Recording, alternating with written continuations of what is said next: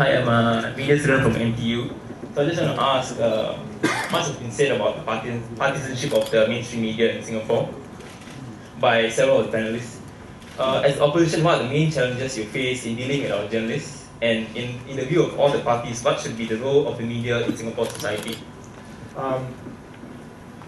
The media is a very important institution in Singapore because it helps to be able to propagate ideas and be able to communicate our ideas to the masses. So we see it as being very important that the media is independent of political influence. And currently, under the Newspaper and Printing Presses Act, the government has the legal right to appoint members of the management of media companies and give them far greater rights than ordinary board members in these companies. And we think that that's something that should not be given to the government. And but at the same time, we feel that it's important for the opposition parties to be able to engage the media and be able to spread our ideas through the media. Mr. Ratnam?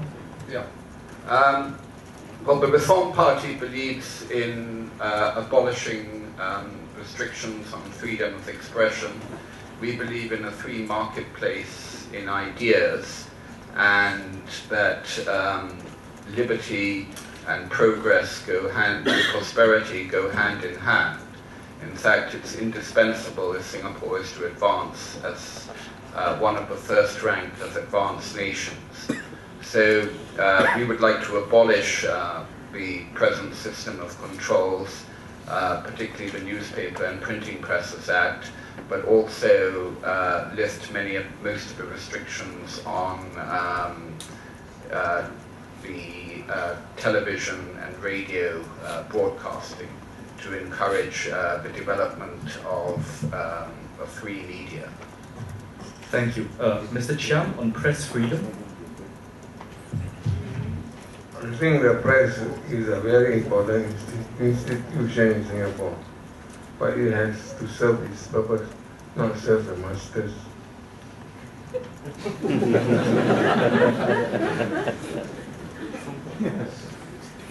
I think the press must have freedom, but it has freedom to publish without fear of favor, and it has to publish and not to take sides. It has to be neutral, and it must always have the nation in mind, and that is its true master. It's loyal to Singapore. Now I've got the brunt of the media. In 2006 there was an election, and we had the opposition had a big rally at Kallang. And we don't know how some ruffians got to mingle with the crowd. And there were a few scarred.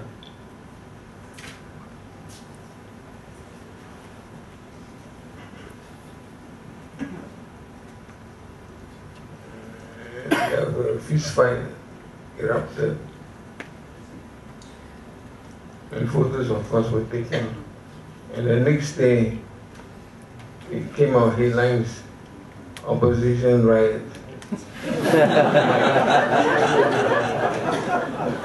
You see how much damage it has done.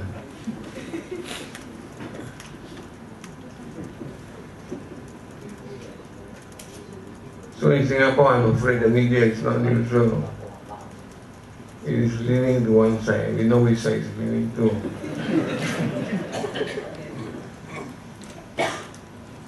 Yes, I think we should fight for the freedom of the press.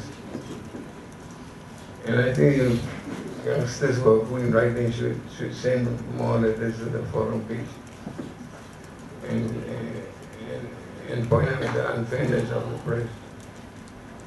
Thank you. I don't think anyone on this stage is going to tell you that they are happy with the media situation as it is. I think the more important question is how do we advance right, this situation right now. And I think one way that we can do it is to engage the editors at the SPH. And you've got a good tool, and that's on the internet. Right? They are reading and they are watching. What we should do is make sure that they are on the side of the people, meaning that they report things and call it as they see it. I know there are a lot of difficulties in terms of the editors, not getting, being the gatekeepers of information and so on and so forth. But use the internet, engage them. Why is it not possible for so many people here to form up a group, Media Watch? Keep a watch on SPH, keep a watch on MediaCorp, and make sure that they're doing what they're supposed to do, and that is to report fairly in a balanced manner, especially during the elections. And I think when we get the conversation towards that, rather than just saying, well, the media, the NPPA, and so on and so forth, that's not going to get us anywhere. Let's take it one step further. Let's see how we can begin to engage them and get them to do their job in the manner that they should. Well, someone told me this evening. He says that the headlines for today's PAPs elect their CEC members have been changed 3 times in CNA. The first one is Mawapan kicks out of CEC. Then the second one is notable absence of Mawapan in the CEC. And then it was changed to PAP elects its CEC members. Right. So that's how the media plays. I think they got a lot of calls upstairs. But having said that, a government-funded or even controlled media is not necessarily biased. We have examples of BBC. In Hong Kong, we have examples of radio and television of Hong Kong. Right. Now, something happened in Hong Kong, I think early this year. They want to change some of the policies for the RTHK. And people go to the streets and protest. So, the lesson learned is this. We cannot take for granted that the free press will come to us. I think as citizens, you have a role to demand the press freedom and press unbiasedness, right? Either through the internet or through the streets. That's what Hong Kong has done. Yeah. Thank you, Mr. Goh. I'm a firm believer of how the Americans deal with their media, which is to make no law in relation to controlling the media. That's guaranteed under the Constitution. But before we can even get to that stage, you need to change the government. You need to have a free parliament. Until we get there, maybe what people can do is to use the internet more freely, use the internet more wisely, spread the news, so much so that you can force the mainstream media to be impartial. I think the mainstream media, in order to remain relevant, needs to be credible and needs to be believed. And of course, I would also call upon all the editors, all the journalists, for the fact that you are Singaporean, for the fact that you serve national service the same as us. You share the same pink IC. We share this island together as a home. The media in other countries is supposed to be the watchdog.